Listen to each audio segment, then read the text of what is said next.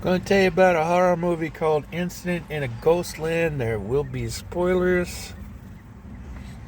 It's got moments in it, but overall, I don't think it works too good. Here's the rub. You got a mom and two daughters. They're driving to their aunt. I think they said the aunt's name was Clarice. Their aunt Clarice's house in BF Egypt. She died. They inherited a house. The two daughters are teenage. You got Beth and Vera. Vera has a stick up her ass. She's always bitching and moaning about everything. Mom, you like Vera better. This sucks. This is bad. I hate this. This is why we going out to this thing. And the mom's just kind of like, Vera, you need to calm down, right? So Beth, they show in the beginning that they show a picture of H.P. Lovecraft, and Beth is basically shown as a fan of H.P. Lovecraft and a writer of horror stories herself. She's reading her newest story to their mother as they're driving down the street. Mom says, "Oh, it's great." Of course, Vera says it sucks. So they get, this is a setup for most horror movies, I know. But you go to the big creepy house, and usually it's like the aunt left us, what is she into, this, that, the other thing. This one, it's predicated by them taking a detour to a store in the middle of nowhere, and the store owner saying, "Well, what are you going there for?" "Well, it's my Aunt Clarice, she's this, that," and the store owner's going, "Yeah, I knew Aunt Clarice, she's kind of weird." And she steps off a minute. Beth picks up a newspaper and starts reading it, and we get a report on the front page about something called the Family Killers. They go to families that have kids, like Beth and Vera's age. They kill the parents, they keep the kids in with the corpses while they just run amok. And I'm not going to tell you what run amok is. One of the monsters does some pretty nasty things. I'm not going to tell you what he does, because it's like, no.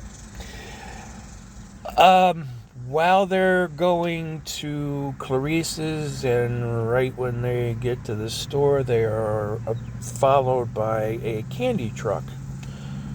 They don't see the people in the candy truck right off, but later on we find out that it is a guy in drag and a really big, mountain of a dude. I don't think he's all there. He just kind of grunts. And he's the one that does all the yucky stuff.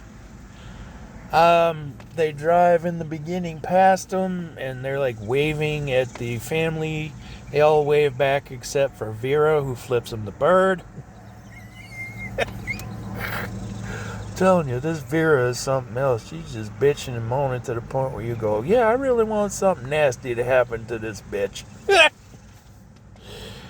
So they get to Clarice's house, and this is the thing that I don't like about Clarice's house. It's full of dolls, including a Chinese trap, they say, in the wall that has a hidden button, and they open a mirror and a big creepy doll comes out. But there's no rhyme or reasoning for these dolls. These dolls seem to exist so that the monsters have something to play with. And the first thing is you go, well, maybe the aunt was in league with these monsters. You never find out. And the newspaper article makes it sound like these monsters just go from place to place. So the reasoning behind these dolls, they're just props for later. So the two creepy people in the candy truck, they show up at Aunt Clarice's house when everybody's moving their stuff in. The big guy tackles the mom, throws her to the ground.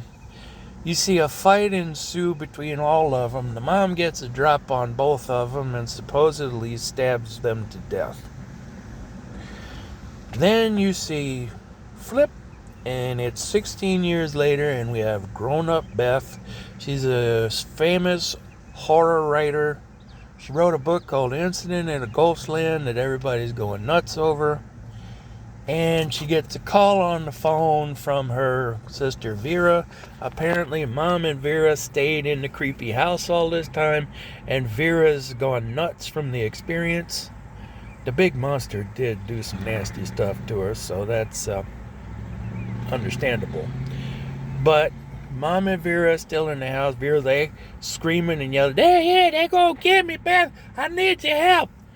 Well, Vera tried to save her own ass when she was little, and the monsters were dragging Vera off to do crazy stuff to her. Which I thought, Beth, that's not very sisterly, you know what I'm saying? So between that behavior and the dolls, I thought, no, that's working against you in this movie. But suffice to say, grown-up Beth goes home.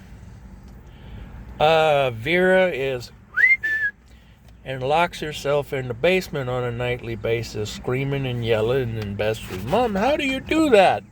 How do you put up with that? How do you help her? Mom says, I can't. I just do my best. I can't get why they stayed in that house, first off, because me, I'd be like, for sale! Sign in the ground. Anything keeping us that we need to know about this house? No, take this house, I'm going. Won't! But that didn't happen, folks. Long story short, the adult Beth story ain't real. It's a fantasy cooked up in young Beth's brain so she can go somewhere while she's experiencing the trauma, because they're still trapped in the house as kids, having these two nut jobs have their way with them. Yeah, I looked at that and went, I don't know about that. That's kind of a bum rap. But you have periods where Beth flip-flops between young Beth and old Beth to try to save her sanity, I guess. Meanwhile, you got the kids in the house trying to get the jump on these crazies. Vera tells Beth at one point, they're going to do stuff to you. Don't cry or it's going to be worse. They make Beth up to look like a doll. They drag her up to a room, chain her up, and like I said, this big monkey has his way with him. Including, he starts out with these dolls, works his way to Beth. Beth ends up kind of breaking free by bashing this dude in the head with a typewriter. A symbol of her writing, I guess. So she tries to break through this other door in there that's locked. The dude in drag's there, gets a drop on him, takes Vera, escapes the house, of course, runs through a field and coincidentally meets up with cops who get killed. They get dragged back to the house. And then all of a sudden, when you think it's all going to go to hell, another cop shows up and shoots the monsters dead.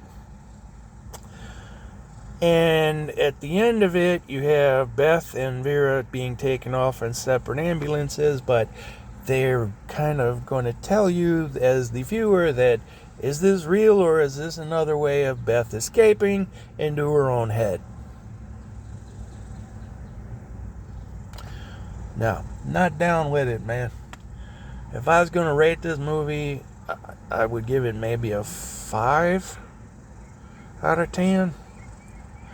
But I'm trying not to make ratings be a regular thing. Not if I'm going to keep doing the reviews and stuff. But it's like I said, there's just too many things, man.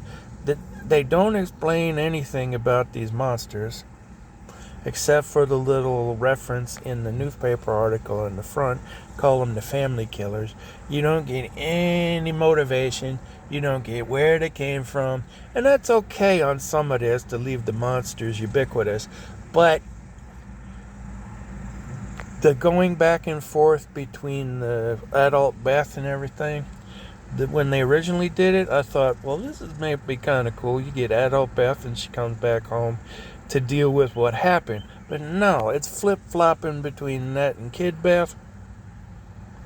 Nah, it gets old. By the end of it, it gets old. And that they don't explain the dolls. They don't explain what even brought them out to the house in the first place. There was, there's just too much. So, it's worth your time if you want something to just eat some popcorn by and go, yeah, I watched it. But me, I would look for something with a little more substance. I thank you very much for looking at this. If you ain't subbed to the channel, please do. Y'all take care. I'll see you on the next one.